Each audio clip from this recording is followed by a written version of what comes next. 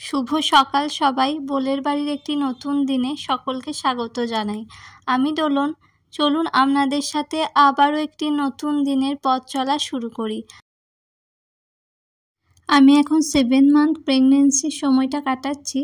সেই 7 মান্থ প্রেগনেন্সির একটি দিন আমি আপনাদের সাথে শেয়ার করতে চলেছি, যে আমি সকাল থেকে রাত অবধি এই প্রেগনেন্সির সময় কিভাবে সময় কাটাতাম বা কি করতাম, কি খেতাম, সেগুলোই।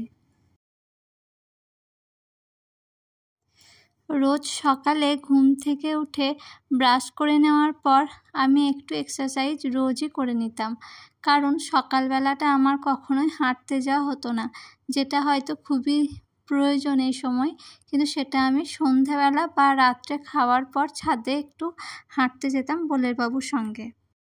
সকালবেলাটা চেষ্টা করতাম বাড়িতেই কিছুটা সময় একটুখানি নিজের মতো এক্সারসাইজ করে নেওয়া, আর সেটা আমি ডক্টরের পরামর্শ নিয়েই করেছি।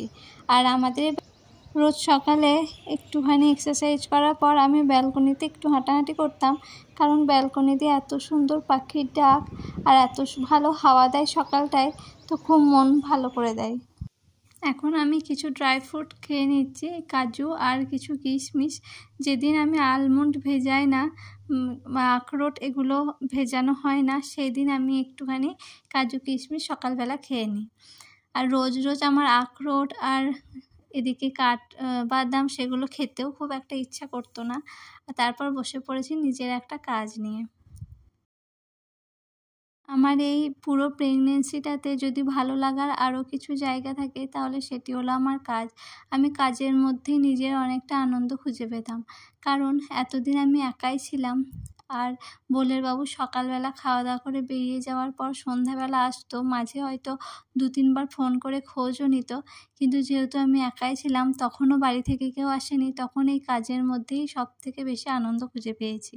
তবে এখন কি হয়েছে, অনেকক্ষণ বসে থেকে কাজটি আমি আর করতে পারছি না, তো সেই জন্য এখন কোমর একটুখানি ব্যাক পেন আমার শুরু হয়েছে, সেই জন্য। তো এখন এই একটা ফ্রকই আমার কাছে আপাতত ছিল, কারণ বাকি সব কাজগুলো আমাকে কমপ্লিট করে দিতে হয়েছে, যেহেতু আমি 9 মান্থে বাড়ি চলে যাব, তো আগে থেকে সব কমপ্লিট করেছি। আর এটা একটা ছোট্ট মিষ্টি সোনার জন্য, যে দিদিটা আমাকে দিয়েছিল অনেক দিন আগেই 3টে ফ্রক করতে, তো 2টি ফ্রক দেওয়া হয়ে গেছিলো, একটাই বাকি ছিল, ওটাই এখন কমপ্লিট করে দিচ্ছি, যাতে আমি চলে যাওয়ার আগে তাকে ফ্রকটি দিয়ে দিতে পারি। তবে এর জন্য আমার ভীষণ মন খারাপও, জানেন, যে আমি এই কাজটি এখন আর করতে পারছি না। যতই হোক আমি আমার বেবির কথাটাই আগে ভাববো এখন।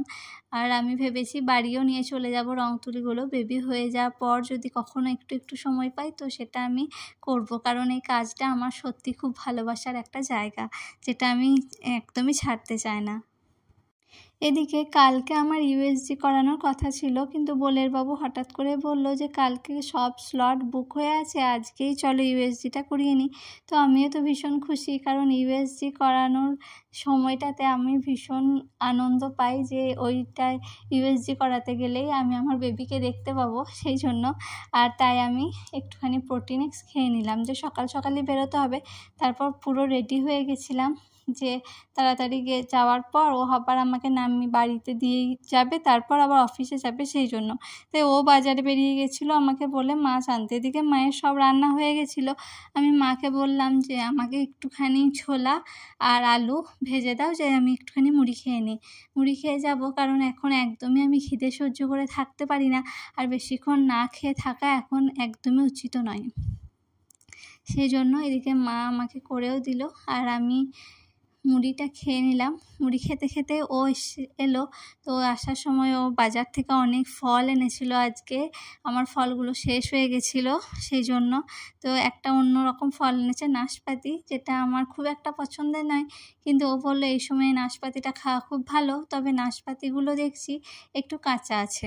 তবে যাই হোক, বেবির জন্য আমি সবটাই এখন করি। আমার ভালো লাগা খারাপ লাগার থেকে ওর ভালো থাকাটা সবথেকে গুরুত্বপূর্ণ আমার কাছে। আর এদিকে ও চিংড়ি মাছ এনেছিল, মা সেটা তাড়াতাড়ি একটু রসা বানিয়ে দিচ্ছে, কারণ বোলের বাবু হঠাৎ করেই বলল যে ও একদমই অফিসের জন্য রেডি হয়ে তারপর বেরিয়েছিল। বলল যে যতই দেরি হোক তাহলে আমাকে নামিয়ে দিয়ে ও সঙ্গে সঙ্গে অফিস বেরিয়ে যেতে পারবে, আর খাওয়াটাও হয়ে যাবে। সেজন্য মা তাড়াতাড়ি একটু রসা বানিয়ে দিয়েছিল। আর আমরা ইউএসজি, ওর খাওয়া দাওয়া হয়ে যাওয়ার পর আমরা ইউএসজির জন্য বেরিয়ে পড়েছিলাম।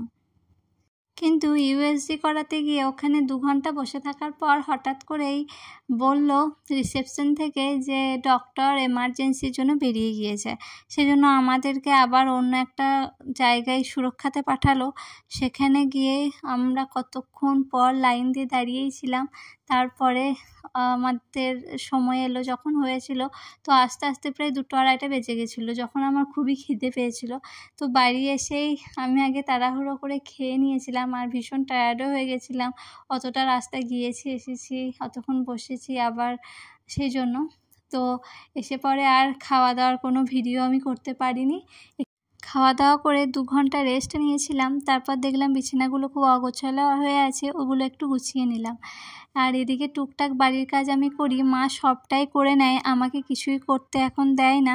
তবুও আমি চেষ্টা করি যেগুলো হালকা কাজ করে নেওয়ার, কারণ এখন একদম শুয়ে বসে থাকাটা নিজের পক্ষে খুবই ক্ষতিকর, সেই জন্য। আর বিকালে আমি চেষ্টা করি যে কোনো একটা ফল খাওয়ার, এটা আমি রোজই খাই। আজকে আপেল ছিল তাই আমি আপেল খেয়ে নিয়েছি, আর মায়ের সাথে গল্পও করছি। আর এদিকে এখন এমনই হয়েছে যে খুব একটা বেশি খাবারও খাওয়া যায় না একসঙ্গে অনেকটা। কোনো ফলও যদি খেতে যাই মনে হয় যে আমার যেন খুব চাপ হয়ে যাচ্ছে, পেট খুব বেশি ভর্তি হয়ে যাচ্ছে। সেই জন্য আমি একটু একটু করে খাবার খেতাম কিছুক্ষণ পর পর, সেটা 1 ঘন্টা 1/2 ঘন্টা। বেশিরভাগ সময়টা চেষ্টা করতাম যে 3 বার ভারী খাবার খেলে 3 বার একটু হালকা খাবার খাওয়া, ফল হোক, ড্রাই ফ্রুট হোক, এসবই।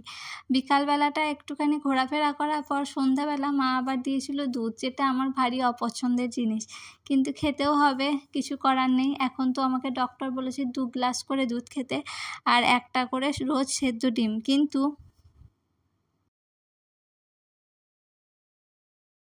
প্রেগনেন্সির প্রথম 3 মান্থ আমি কিছুই সেরকম খেতে পারিনি, ভীষণ আমার বমি হতো। কিন্তু 4 আর 5 মান্থে আমি রোজ একটা করে ডিম সেদ্ধ খেয়েছি। আর এই গা গোলানো বমি বমি ভাব এগুলো আমার তখন প্রায় কেটেই গিয়েছিল। কিন্তু যখন 6 মান্থ ঢুকলো তখন এত বেশি অ্যালার্জি হচ্ছিল, ইচিংয়ে প্রবলেম হচ্ছিল। সবাই বলেছিল যে এটা নর্মাল প্রেগনেন্সিতে, কিন্তু ডক্টর বললো না, এটা নর্মাল নয়, এত ইচিং প্রবলেম হয় না। তো ওষুধ দিয়েছিল আমাকে। আর এদিকে ডিম খাচ্ছিলাম, সেটার জন্য বেশি হচ্ছিল, আমি বুঝতে পারছিলাম দেখে। ডিমটা এখন আমি খাওয়া স্টপ করেছি। সেই জন্য আমি ডিমের পরিবর্তে যাতে একটু বেশি প্রোটিন পাই, সেজন্য একটু বেশি করে ডাল, দুধ এগুলোই এখন খাওয়া শুরু করেছি। আর এদিকে ওষুধটাও চলছে, ইচিংয়ের প্রবলেমটা অনেকটাই কেটে গেছে, কিন্তু হাতে পায়ে এগুলোতে প্রচুর দাগ হয়ে গেছে এখন। আমার হাতগুলো দেখেই বোঝা যাচ্ছে কিছু কিছু দাগ এখনও আছে। তো সেই জন্য ডক্টর একটা লোশন আমাকে দিয়েছে, যেটা লাগানোর জন্য, তাহলে আমার এই দাগগুলো পুরোপুরি ক্লিন হয়ে যাবে। আজকে 2টো রুটি, একটু সবজি, যেটা গাজর দিয়ে, কুমড়ো দিয়ে, ছোলা দিয়ে বানিয়েছিলাম, আর একটি কলা দিয়ে আজকে ডিনার করে নেব। আর ভিডিওটা আমি এখানেই শেষ করে দিচ্ছি। দেখা হবে পরের ভিডিওতে। ততক্ষণ আপনারা ভালো থাকবেন, সুস্থ থাকবেন। বাই।